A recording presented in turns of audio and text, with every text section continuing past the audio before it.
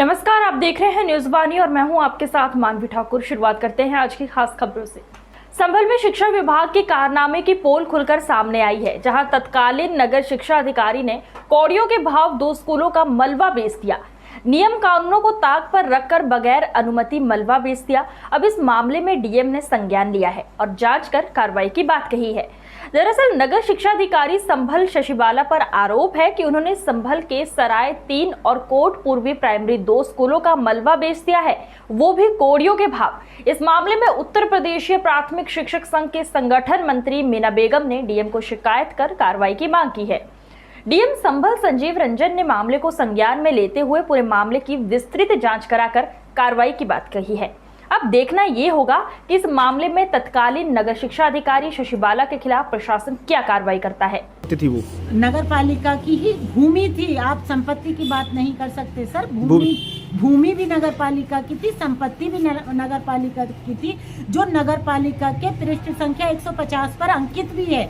अच्छा, ये बताइए, उन्होंने जो नीलामी इन्होंने की, तो नीलामी का पैसा भी उन्होंने सरकारी खाते में जमा नहीं किया? सरकारी खाते में जमा नहीं किया। जब सराय तरीन के सभासद राजकुमार सर ने इसको देखा कि हमारे चुनाव नजदीक आ गए, बूथ कहाँ बनवाए, इलेक्शन कहाँ पड़ेंगे, भवन तो नीलाम कर दिया गया है। जब इस मामले को उन्होंने पेपर में उन्होंने उजागर किया, शिकायत करी उन्होंने जिलाधिकारी महोदय से, तो इन्होंने जब देखा कि मामला संज्ञान में आ रहा है, तो जो ये बाबू है नगर पालिका यूआरसी पर बैठते हैं मोहम्मद जाहिद ने 1,40,000 रुपये कैश लेकर के तुरंत जल्दी से खाते में जमा कर दिए कि कहीं हमारा मामला पकड़ में ना आ जाए, जो कि बिल्कुल नियमों के विरुद्ध है। अच्छा, तो ड्राफ्ट लेकर के जमा किया जाता है। क्या चाहती हैं आप इसमें? मैं चाहती हूँ कि इस पर संज्ञान लिया जाए। जिलाधिकारी महोदय पूरी तरह से इस पर निष्पक्ष जांच कराएं। मुझे आश्वासन दें कि हम इस पर निष्पक्ष जांच करेंगे। अगर वो बिल्कुल दोषी नहीं है तो उन पर कोई कार्रवाई ना करें, और अगर दोषी है, मेरी निगाह में तो अभी तक फिलहाल दोषी है,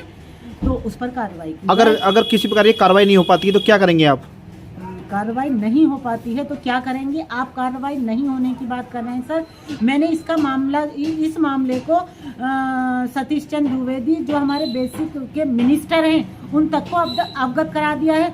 तो मान लीजिए, चाहे अब वाले मुख्यमंत्री हों या आने वाले नए मार्च 2022 के मुख्यमंत्री हों, मैं उनको, जब ये लोग मेरे अधिकारी, यहाँ का शासन हमारी बात नहीं सुनता है, तो मैं आगे की सख्त कार्रवाई सख्त एक्शन मूड में आऊँगी। हो सकता है कि मैं धरने पे भी बैठूँ जब तक मुझे आश्वासन नहीं मिले। आप किसी संगठन से भी जुड़ी हुई हैं आप? हाँ, मैं संगठन से, उत्तर प्रदेशी प्राथमिक शिक्षक संगठन में मेरा संगठन मंत्री का पद है, जो मैं कार्य करने में सक्षम हूँ। ये देखा है कि जब हम लोगों की बात को नहीं सुना जा रहा है, इतना बार बार अवगत कराते हुए भी नहीं सुना जाता है, तो आम नागरिक तो शायद हमारे देश में उसकी कोई सुनवाई नहीं होगी। जी, क्या नाम है आपका? मीना बेगम। क्या हैं आप? सहायक अध्यापक हूँ मैं, प्राथमिक विद्यालय सिंहपुर सानी। अच्छा, आपने डीएम साहब को एक शिकायती पत्र दिया है, क्या है पूरा मामला वो? सर, मेरा पूरा मामला ये है कि मैं नगर क्षेत्र में शशिबाला मैडम, जो खंड शिक्षा अधिकारी तत्कालीन में थी, उन्होंने हमारे संभल के 2 विद्यालयों को, यानी एक सराय तरीन में है भालेभान में और एक है मोहल्ला कोट पूर्वी में, इन्होंने 2 विद्यालयों को नियमों को ताक में रखते हुए, बिल्कुल नियमों के विरुद्ध, इन्होंने दोनों विद्यालयों का ध्वस्तीकरण करा दिया था, नीलामी कर दी थी, जिसका सारा पैसा जो था इन्होंने ये अपने पास रखा, जो कि सारी चीज़ें जो उन्होंने की हैं वो नियम के विरुद्ध थी। परंतु जो विद्यालय की संपत्ति थी वो हमारे संभल के नगर पालिका की संपत्ति थी, जिसको तोड़ने या ध्वस्तीकरण नीलाम कराने से पहले नगर पालिका के अधिकारी की परमिशन ली जाती।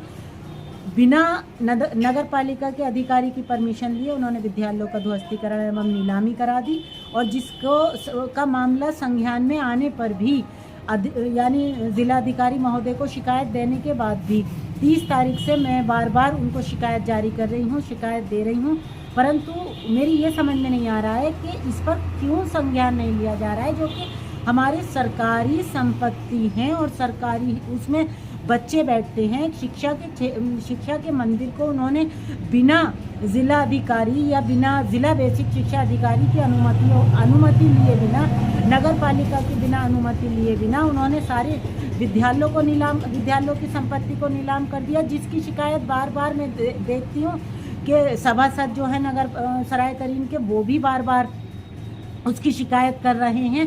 परंतु जिलाधिकारी महोदय की तरफ से मैं इस बात पर आपके माध्यम से मैं ये कहना चाहती हूँ कि ऐसी क्या परेशानी है, ऐसी क्या परिस्थिति है जो इतना सब कुछ हो जाने के बाद भी और बार बार शिकायत करने के बाद भी जिलाधिकारी महोदय इस पर कोई एक्शन नहीं ले रहे हैं।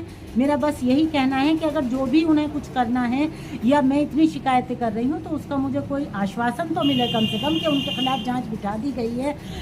बाबुओं के खिलाफ जो कितने समय से आप ये शिकायतें दर्ज करा रही हैं? मुझे एक महीना हो गया लगभग। अभी तक कोई कार्रवाई नहीं हो पाई? कोई कार्रवाई तो क्या, कोई सुनने को मतलब कोई जवाब, कोई रेस्पॉन्स देने को तैयार ही नहीं है। अच्छा, मतलब एक खंड शिक्षा अधिकारी हमारे जिलाधिकारी महोदय से ऊपर तो नहीं हो सकती। अच्छा, ये बताइए, जो इन्होंने नीलाम किया वो उन्होंने अपनी मर्जी से किया, उसमें कोई सरकारी हस्तक्षेप नहीं था और वो नगर पालिका की संपत्ति थी वो। सर, एक महिला शिक्षिका ने संभल में एक आपको शिकायती पत्र दिया था जिसमें उसमें उन्होंने तत्कालीन खंड नगर शिक्षा अधिकारी शशिवाला जी पर आरोप लगाए थे कि उन्होंने अनाधिकृत तौर पर 2 भवनों को नीलाम करा दिया गया, उनका पैसा भी नकद आहरण कर लिया गया है। ये प्रकरण मेरे संज्ञान में है और इसकी हम जांच कराएंगे। चुनाव की व्यवस्था के कारण से इसकी जांच संभव नहीं हो पाई थी। इसकी जांच कराने के बाद जो भी नियमपूर्वक कार्रवाई की जानी होगी वो कार्रवाई किया जाएगा। अच्छा, जिस तरह से उन्होंने आरोप लगाए थे, क्या ये आरोप जो उन्होंने बताए हैं कि ये जो तत्कालीन नगर शिक्षा अधिकारी थी उनके द्वारा ये किया गया है, तो क्या शिक्षा विभाग के संज्ञान में नहीं था मामला? सर, पूरा क्या ये अब इस पर मुझे टिप्पणी करना थोड़ा सा कठिन लग रहा है क्योंकि अभी तक हमने इसके तह में गया नहीं है। तो अभी हम जांच कराने के बाद इस पर प्रॉपर कार्रवाई करेंगे, आपको भी बताया जाएगा। आज की खबरों में बस इतना ही। देखते रहिए न्यूज़ वाणी। नमस्कार।